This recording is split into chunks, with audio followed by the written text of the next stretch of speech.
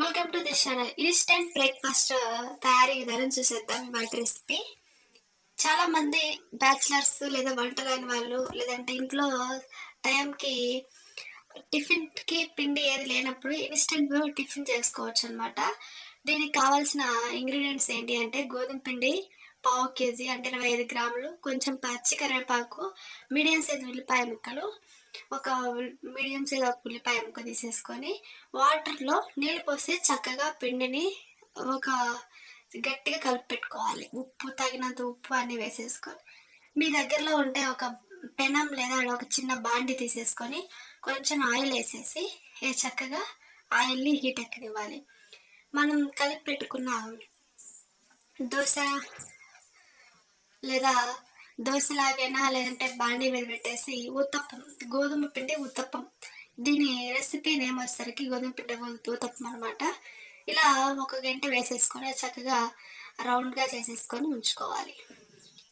2 sides బాగా కానిచ్చి బంగారపు వర్ణంలోకి వచ్చేలాగా చక్కగా కాల్చుకోవాలి.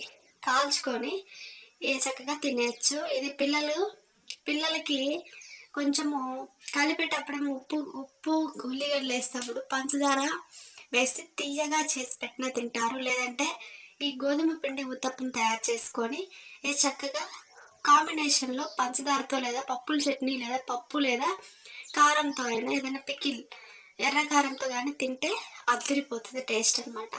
ఇది గోధుమ పిండి ఊతప్పం.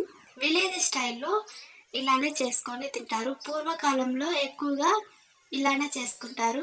గోధుమలు దంచేసి బాగా నానబెట్టేసి ఇలా తయారు చేసుకుంటారంట. సో వీడియో నచ్చితే లైక్ చేయండి, షేర్ చేయండి, సబ్స్క్రైబ్ చేయండి. ఇలాంటి డిఫరెంట్ కొత్తవి రెసిపీస్ చూడటానికి దయచేసి ఛానల్ని సబ్స్క్రైబ్ చేయండి. తప్పకుండా వీడియోని చూసి వదిలేయకుండా మీరు ట్రై చేసి ఈ రెసిపీని ఎలా ఉంది ఏంటి అనేది కామెంట్ రూపంలో మీ యొక్క ఒపీనియన్ని తెలియపరచండి. చాలా టేస్టీ అండ్ ఎమ్మీ ఉంటుంది. స్నాక్స్ టైంలో చేసుకోవచ్చు, లేదంటే మార్నింగ్ టైము బ్యాచిలర్స్ లేదా ఆఫీస్కి తొందరగా వెళ్ళాలి అనుకున్నప్పుడు బ్రేక్ఫాస్ట్గా ఇలా తయారు చేసుకొని తినచ్చు. ఇంకెందుకు ఆలస్యం, మీరు ట్రై చేయండి గోధుమ పిండి ఉత్తప్పం తయారీ విధానం. Thank you for watching this video.